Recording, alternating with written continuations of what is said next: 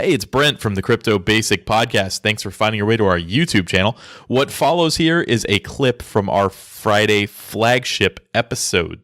And what that is it's an episode that covers the news and goings on of the week. And we've kind of broken that down into individual segments now when we throw it up on YouTube. So if you like what you see, you can listen to the full episode wherever you get your podcasts. And the link is in the description below. And if you like the video format, make sure you subscribe to this YouTube channel and like the video. We would appreciate it. You know me. I love me talking about some scams. And today, apparently I need to clear my throat. But other than that, I am ready to go because there's a couple. And we talked a little bit about this on Tuesday, so you guys know some of this. But it gets better. So here we are, latest scam, Oyster PRL.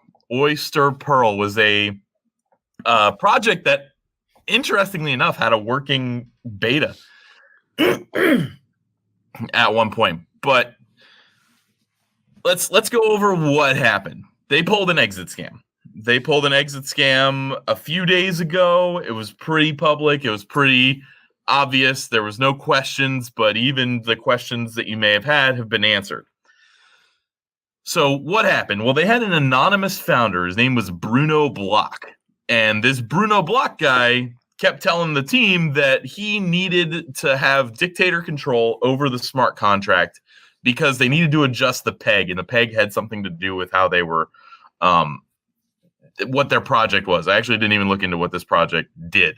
So they moved this peg over time. It was some sort of storage peg. Yeah, the idea that I got from it was it was some sort of final coordinator type thing. It was one final piece that the owner needed control over until once everything was in place a certain way, then the peg could get adjusted and removed, and then everything would flow freely in this decentralized project. I believe that was what it was supposed to be. Yeah, right. So but that was the story. You brought a comparison there to the IOTA coordinator, something that we harp on a lot. And this is exactly why we harp on stuff like that a lot, because we're not saying the IOTA team's going to do it. We're saying that if they have the ability, that you always have to wonder if something is going to happen.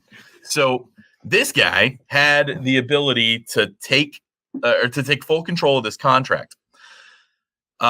So he did. And what he did was the KuCoin was the biggest exchange that took Oyster. So there was an exchange, KuCoin, biggest thing that he could do, get the biggest amount of money.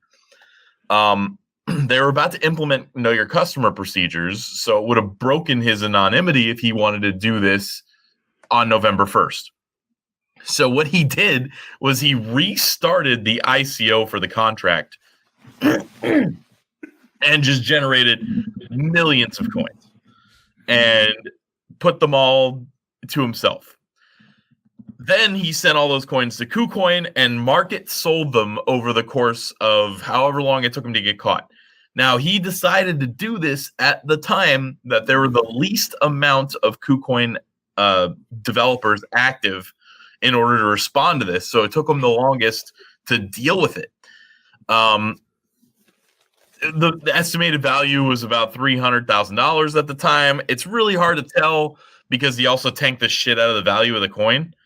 But it seems like he got about $300,000 worth of other cryptocurrencies. So, everybody follow me so far? Because this is what we do. Mike's had a couple of questions. I don't know if you can see the hands. I don't have my video up. I'm sorry. Oh, hold on. I get it. I'm only on one screen, and I'm not normally on one screen, so I sacrificed there. I apologize. Thank you for that notice, Graham. I appreciate it. Yeah, and I wanted to go back real quick and just make another point regarding IOTA, and the problem that we've had with them is that we've wanted to believe that they're good technology. They're working in a positive direction. They're working to fix a goal that we're all trying to help fix in many ways. But the problem with the coordinator is very similar to what this is. It leaves open the possibility that somebody can change their mind and just completely change the direction of the entire project and take control of the entire situation. I think that is something that you have to leave a sliver of doubt open when something like IOTA is factored in.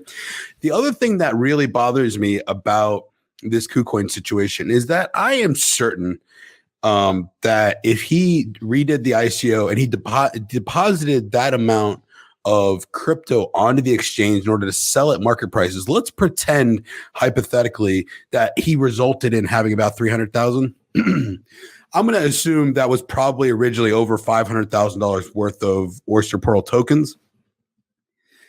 You mean to tell me that an exchange the size of KuCoin doesn't like always monitor the activity of somebody with like a $500,000 deposit, like, and that he can just move a 500K deposit in and a 300K deposit out within a matter of like 30 minutes without nobody thinking to look into that? And not to mention, how many of the tokens did he actually deposit? Let's say he redid this ICO.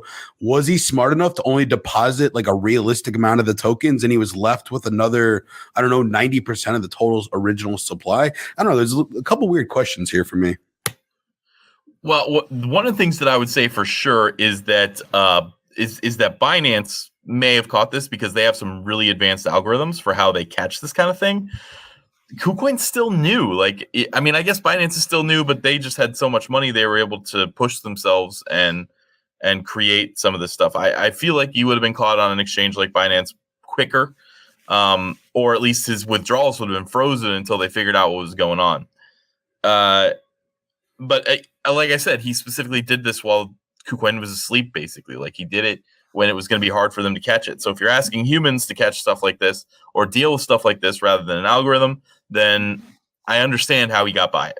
Yeah, but to Mike's point, once you're big enough that and I'm sure KuCoin has statistics on this, but they must have a huge amount of trading from all over the world. So if they want to be a serious competitor in an exchange market that's competitive, they should have, some type of monitoring. But real quick, I wanted to say about IOTA, guys, that I think we should make a distinction.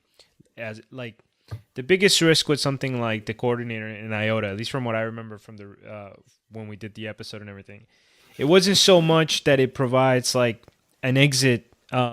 Because they don't have right. And it's not that they have the dictatorial control that this does. The problem with the coordinator in IOTA is that it's a security layer that the network has not proved that it can operate without. So in some ways, it's less damaging on the teams as individuals, but it's more damaging on the network as a whole because we still don't even know if the network can work without the coordinator. And if I recall correctly, you did clear that up a little bit for me. I was a little misunderstood, but it also this has a lot to do with where it goes from centralized to decentralized, correct? Right. No. Agreed. And there's inherent problems with centralization, but I just want to make sure, especially since we're using it as an analogy and we keep bringing it up, I don't want those lines to get too blurred because it's a different problem. Yeah, we certainly are not calling IOTA a scam. Well, I will also say we don't know the total ins and outs of the coordinator because they've never released that code. That's proprietary. Correct. Yeah, but I definitely want to remind everybody that the only point that I was trying to make is that you have to leave open a sliver of doubt in an otherwise pretty solid project with a pretty hardworking team that's been in the industry for a long time. Now, their personalities aside, that's part of why I want to leave that sliver of doubt open that this might end up having extra problems down the line because of their personalities. But otherwise, I do agree. I'm not suggesting IOTA is a terrible project. I'm just saying it's a red flag. No, agreed. But just to be clear, though, I'm even being more critical. But I'm saying that it's not dependent. Like, yes, David Sustenbo, for example, the director of IOTA, has issues in the way he handles the public, and we don't like him in that sense. But what we're saying is it is actually a very big critique of IOTA that they can't operate their network without the coordinator, which they said would be long gone by now. So it's like an even bigger red flag, but it has very little to do with whether or not the developers would steal from the community as much as it has to do with, can you even have a secure network without centralized control? Bitcoin has proved it. Ethereum has proved it. IOTA has not. Yeah. All right. So enough on it. Let's stop ragging on IOTA. I'm actually going to talk about them at the conference and say they're cool. So, all right. So I listen, I feel bad for all the bag holders here, but it was interesting to look into their subreddit and see like, oh guys, this is just like a hiccup in the road. Like we still believe in Bruno's vision, even though he might have done something wrong here. Like the coin is still good, blah, blah, blah. All right. So that's where we ended on Tuesday when we did our little chat on Tuesday. It gets better. There is more. There's more here. I didn't put this in the actual chat. I uploaded it and put it into a separate picture because Bruno went into the Telegram of Oyster and started talking shit after he did this. So you know what? I'm just going to read this like word for word. I can't remember what the awesome parts were, but just cringe if you want to. This is great. When Oyster boomed in December, I wanted to go on a huge hiring spree. I was always very product focused, but people only wanted to hear about marketing. Chris Ballmer approached me with Bill. Bill turned out to be an honest, hardworking guy as CFO. But Chris did next to nothing. I paid each member of C-Suite $1 million Pearl each, which was evaluated at $500,000 each. Chris bailed on us for the exponential hiring. Why was I so pushy about hiring? Because I knew Bitcoin and all of crypto was in a bubble. I sold a lot of my own Pearl and Pearl for the treasury, but Bill preached hesitation instead. Then Ethereum went from 1,200 to 200. It became difficult to keep hiring people. My plan for a large, robust team of developers was blocked. I spent downtime to start healing from trauma I was going through. All right, so now we're on to the, oh no, I've got trauma thing. Then Bill told the group that we got accepted on Binance. That's when the problem started. The price immediately started pumping from 4 cents to 26 cents. I warned Bill against insider trading. He didn't care. So instead of him and his VC friends dumping on you, I dumped on him. I advise all of you to get out of crypto. Go educate yourselves about what's happening with Tether. The entire cryptosphere is a giant Ponzi scheme. I warned all of you multiple times in private and public. Nobody listens. Ethereum is going back to $5. If you want to sell back to a greater fool, then you will only find yourself to be that fool. He puts in a link to twitter.com/bitfinex, puts in a link to Reddit/buttcoin. Then he says, what'll happen now? Number one, Bill, you're fired. He fires the guy who's the CEO. 2, I'm going to reprogram the protocol on my own gradually. If someone wants to help me, they can do so free of charge. No marketing, no nonsense. Pearl will still be a valid token used by the protocol. I reject the Binance listing, and I don't want KuCoin to reactivate our listings. Focus on the storage peg. That's what brings value, not your Ponzi shenanigans. And there's more. Well, the reality is that he's clearly the good guy in this whole story. Always. Everybody's always the hero of their own story, right? Yeah. So just to sum that up, he fired the whole fucking team, which apparently he can still do because he has 100% control over everything. He plans to keep going with Pearl. Apparently he hates crypto. The CEO actually, though, as there's more to this is in a Medium article that the ex-CEO, I guess he's not the CEO anymore, released. I think he might know who this is. He was saying down at the bottom, he's like, we are pretty confident we can identify him. We can't put out the information as to why we can identify him, but we think we can. So the update is in the show notes. There's another 4 screenshots full of this guy going back and forth telling everybody he's doing this for his family because the world's going to end. Basically, he's like saying there's going to be a recession that we're never coming back from. Bitcoin's going to be $20. All the banks are going to hold on to your money and they won't give it to you. So he had to do this to protect his family, and they should all do the same thing. Brent, I also noticed that he used your favorite technique, which is basically whataboutism. He essentially pulled a scam. My favorite technique. Yeah, fucking love that. Yeah. Well, you love calling it out, I mean. Not that you use it all the time. But anyway, yeah, like it just tells you right there, it's not even about the issue at hand. He's kind of sidestepping from the fact that he stole a bunch of money from the network by saying they were going to do insider trading, number one. What about what did he say? What about Ethereum? What about Tether? Go look at Tether. I mean, that's literally like, the most like, look over there, squirrel. Why are you gonna get me for stealing when somebody else murdered somebody over there? Did you see that murder? Go read about Tether.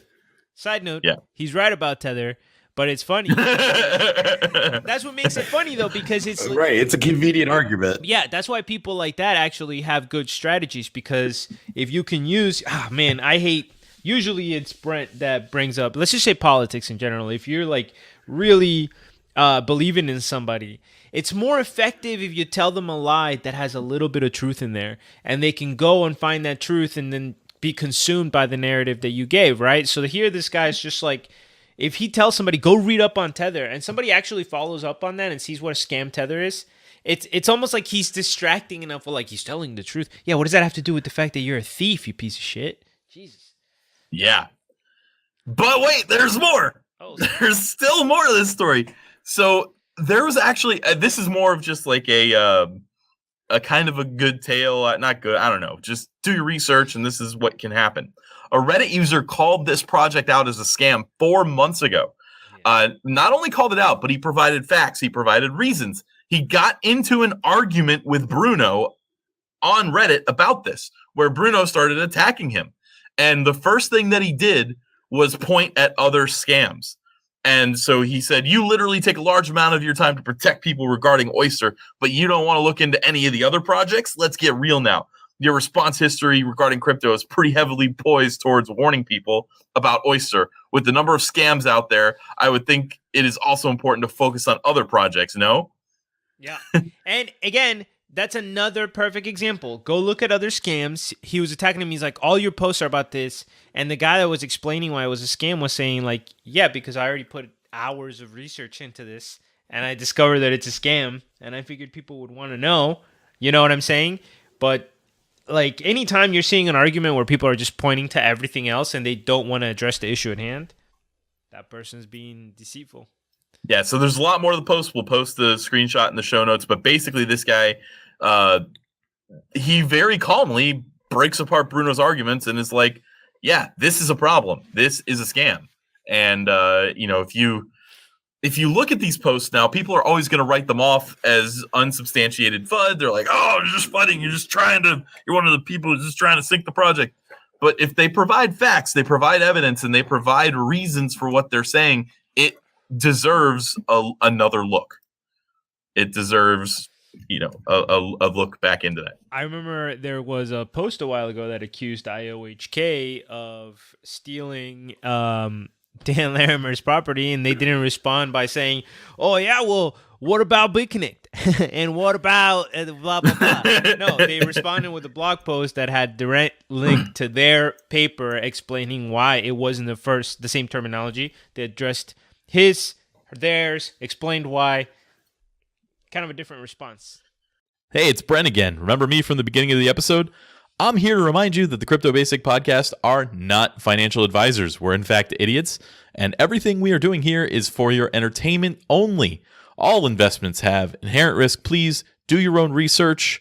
Do not listen to us, and never invest more than you can afford to lose. Thanks for watching.